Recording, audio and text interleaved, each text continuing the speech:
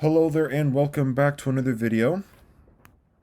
Today it is the final member of the big three, Poseidon versus Jormungandr. So let's look at this intelligence and fighting ability. It's the same thing.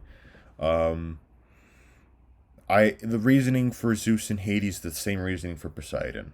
That's as to why they get it pretty much comes down to the fact that Poseidon, again being a god that's thousands of years old, and the fact that Jörmungandr doesn't have any appendages or any limbs to move around in terms of combat means Jormungandr is very limited. And as far as battle IQ goes, Jormungandr's never been regarded as a strategist or a tactician, so it just makes sense for Poseidon, because at least Poseidon fought in the Great War, which is I think 100 years or something like that. It gives him something. Strength.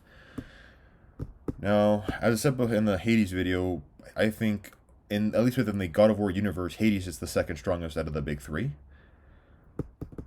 Doesn't mean Poseidon's weak. I think Poseidon in his giant form, in his Titan form, like when he has he's got like the hippocampus and all that. Well, he's strong enough to overpower Gaia. So if this is Poseidon in his base form, let's just put it, I think Jormungandr takes this. But the fact that this is Poseidon, and this is Midgard this fight is going to take place in, this is entirely going to go to Poseidon. The strength goes to Poseidon, no question. And again, it's because in the Titan form, he can easily restrain Gaia. Gaia may not be to the same level as Jormungandr, but being able to easily restrain, and not to mention overpower Titans, Jormungandr is a giant, which from what I understand is kind of the equivalent to a Titan. Kind of. So, Jormungandr's amongst the higher, or the more powerful giants, but I'd give again the edge to Poseidon being the second most powerful Olympian, from what is been generally recognized as, from what I understand. Hades usually is seen as the third, Zeus is the first, Poseidon is the second. Because Poseidon's domain of godhood kind of reaches into Zeus's a little bit, because Poseidon's also the god of storms. Speed. Based off everything seen, I'd actually give speed to Jormungandr. Durability, now this is an interesting one. Because if Jormungandr hits Poseidon hard enough, and Poseidon doesn't land on, like, the sea, and he kind of, like, slams into rocks or whatever, much like what Kratos did to Poseidon in God of War 3, Poseidon is fairly weakened, and he does not quite have the regenerative abilities that Zeus or Hades has, for that matter. I am actually going to give a slight durability edge to Jormungandr, and I know this one might be a bit iffy, but based off of what we see in games, Poseidon can't really take much damage, at least in my opinion. Hades could take a little bit more. Zeus could take a lot more. But at least within the games, I think Jormungandr has a slightly greater durability. Invulnerability. Invulnerability, yeah, I'll give that to Jörmungandr. Again, same reasoning. Poseidon really doesn't have any armor, and in his water form, if he has rocks, it's only covering like where Poseidon is, and it's only, I think, the hippocampus, like the claws and the mouth, or the mandible, right, of the hippocampus. But outside of that, it's primarily a water form. It's a water form Titan version of Poseidon. Energy projection AP. Oh, this is that's going to Poseidon, no question. No question at all. Poseidon, again, being a god of storms, so electrokinesis is there, hydrokinesis. Also, he's the god of earthquakes, so he's got some kind of control over the earth. And again, being the second most powerful Olympian puts him well above where Jormungandr is, in my opinion. And the X Factor and hacks. Well, there's the poison, but there's also the fact that this fight is taking place in water. There's no question that first of all, this fight's taking place in Midgard anyways. And they're going to be fighting in the Lake of the Nine. Poseidon using, again, Poseidon's not dumb. He's going to try and keep the fight in water as long as he can.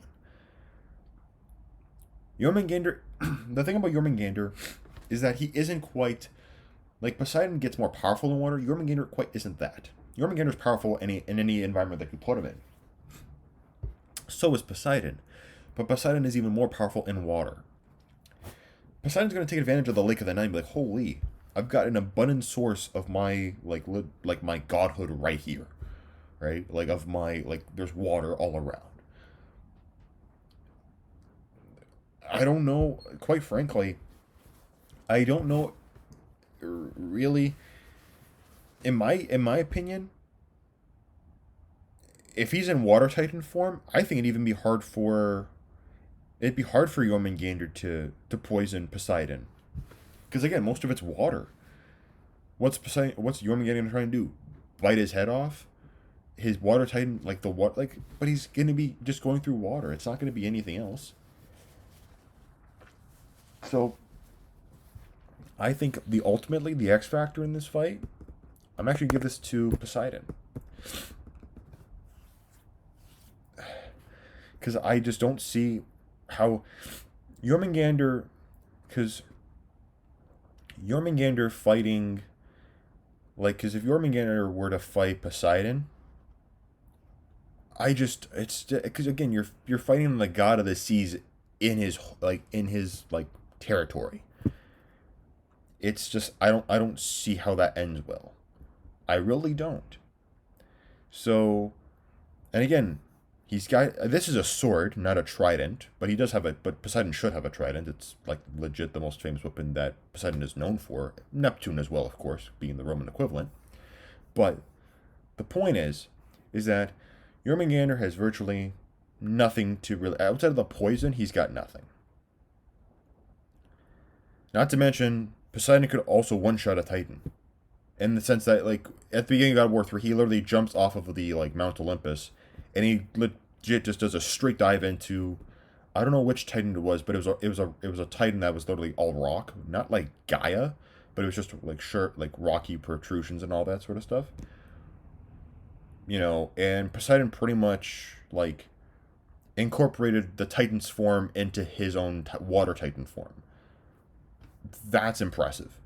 I don't really see Jormungandr being able to kind of get around that sort of capability. So in this fight, I think Poseidon wins, but again, the fact that Jormungandr is able to go up against Thor might, you know,